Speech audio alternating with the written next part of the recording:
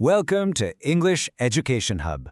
नमस्कार दोस्तों, आज हम एडमंड स्पेंसर के epic poem the Faerie Queene की सीरीज को आगे बढ़ाएंगे और बुक 5 को डिटेल में समझेंगे, जिसका फोकस है जस्टिस यानी न्याय। तो चलिए शुरू करने से पहले एक नजर डालते हैं कि इस एक्सप्लेनर में हम क्या क्या कवर करेंगे। हम शुरू करेंगे एक ऐसी दुनिया से जहां न्याय नहीं है, फिर मिलेंगे अपने चैंपियंस आर्टिगल और टैलस से। हम उनकी परीक्षाओं को फॉलो करेंगे, न्याय की हार देखेंगे और फिर देखेंगे कि इक्विटी उसे कैसे बचाती है, और आखिर में इस किताब के गहरे एलिगोरिकल मीनिंग को समझेंगे। स्पेंसर बुक 5 की शुरुआत एक ऐसी दुनिया का चित्र बनाकर करते हैं जहां न्याय बिल्कुल खत्म हो चुका है। ये एक ऐसी दुनिया है जो अपने सुनहरे युग से बहुत दूर आ चुकी है और जिसे व्यवस्था लाने के लिए एक हीरो की सख्त जरूरत है।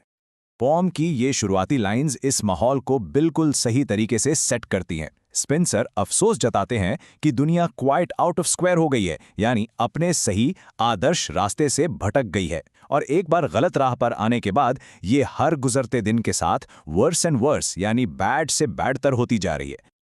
इस बिगड़ती हुई दुनिया में न्याय के दो मुख्य चैंपियंस आते हैं, और ये दोनों मिलकर इस वर्चू के यानी इस सद्गुण के दो अलग अलग लेकिन बहुत ही जरूरी पहलुओं को रिप्रेजेंट करते हैं। यहां हम उनके बीच का डायनामिक देखते हैं। देखिए, आर्टिगल न्याय के आदर्श को रिप्रेजेंट करते हैं। वो जज हैं जो सही और गलत का फैसला करते हैं। वहीं दूसरी तरफ है टैलस, एक लोहे का आदमी जिसके हाथ में लोहे का हथौड़ा है। वो कानून को लागू करने वाला है बिना किसी एहसास के, बिल्कुल सख्ती से। एक आदर्श है तो दूसरा उसकी ताकत। आर्टिकल का मिशन है फेरीलैंड में न्याय की स्थापना करना, लेकिन इसके लिए उन्हें कई मुश्किल परीक्षाओं से गुजरना पड़ता है, और ये चैलेंजेस इस बात पर रोशनी डालते हैं कि एक ऐसी दुनिया में जो खुद इम्परफेक्ट है, वहां परफेक्ट सिद्धांतों को लागू करना कितना मुश्किल काम है। उनकी पहली परीक्षाओं में से एक में उनका सामना एक जायंट से होता है जो ये दावा करता है कि वह अपनी बड़ी सी तराजू से दुनिया में सब कुछ बराबर कर देगा।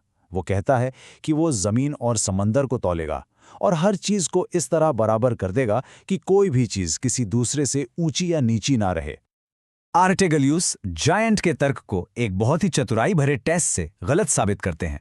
पहले जायंट अपना दावा रखता है, फिर आर्टिगल उसे चैलेंज करते हैं, दुनिया को तोलने से पहले सच को झूठ के खिलाफ तोलो। इसका नतीजा सब कुछ साफ कर देता है। झूठ का कोई वजन ही नहीं होता और वो सच को कभी नहीं हरा सकता। इससे जायंट का इक्वालिटी का आइडिया गलत साबित हो जाता है और उसे सजा मिलती है। यहां आर्टिकल का न्याय सख्त और सिद्धांत पर आधारित दिखाया गया है, जैसा कि दो भाइयों के इस मामले में दिखता है।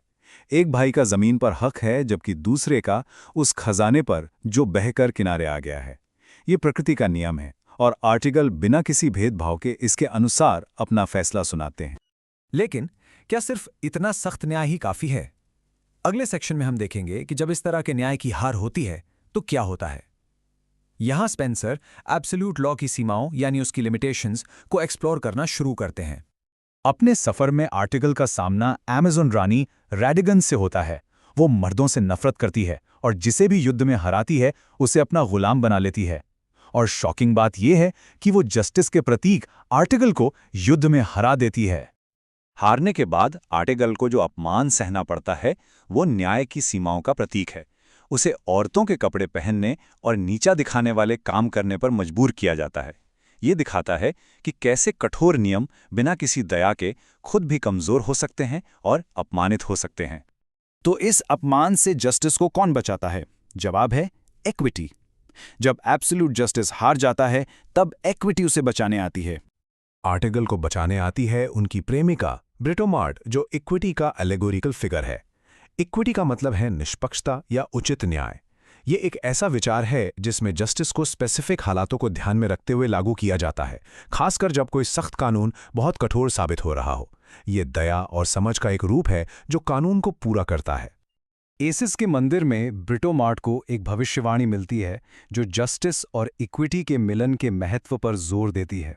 भविष्यवाणी कहती है कि वो आर्टिगल को अपने प्रिय साथी के रूप में स्वीकार करेगी और उसके साथ इक्वल पोर्शन यानी बराबर हिस्से से राज करेगी।